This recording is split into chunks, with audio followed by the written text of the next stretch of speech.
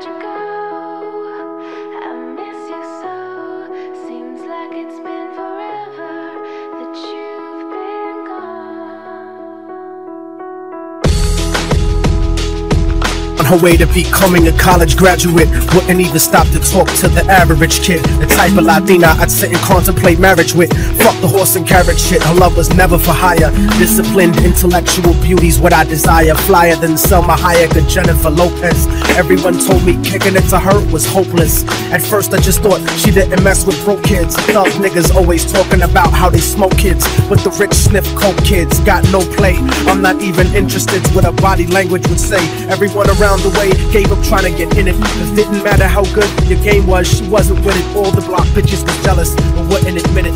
Talk shit and deny to everyone that they did it, cause they regretted the long list of niggas that they let hit it. And no one ever gave them shit except McDonald's and did it. Smoking weed with thoughts of envy whenever they lit it. She's so intelligent and they bit it, always trying to copy, but when they tried to use her vocab they sounded sloppy. She had a style all her own,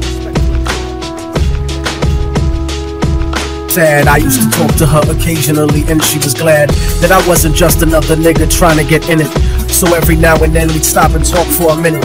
I didn't have a gimmick, so the minutes turned to hours. On her birthday, I gave her a poem with flowers. Then I took her out to dinner after her cousin's baby shower. We talked about power to the people and such. We spent more time together, but it was never enough. I never tried to sneak a touch or even cop a feel. I was too interested in keeping it real, perfectly honest and complete. She would always call me cariño and never technique. Bought me a new book to read every 2 or 3 weeks, forever changing the expression of my thoughts when I speak. It was because of her I even deaded all of my freaks. She convinced me to stop hanging out on the streets, to stop robbing and stealing from people like you. Instead I took her out to the Apollo and the Bronx Zoo, Museo del Barrio and the Metropolitan too. Got to the point where I was either with her or my crew, so I decided one day to tell her my feelings was true. I couldn't live without her, so I told her face of my fears. But let's pretend Marshall Mathers never picked up a pen.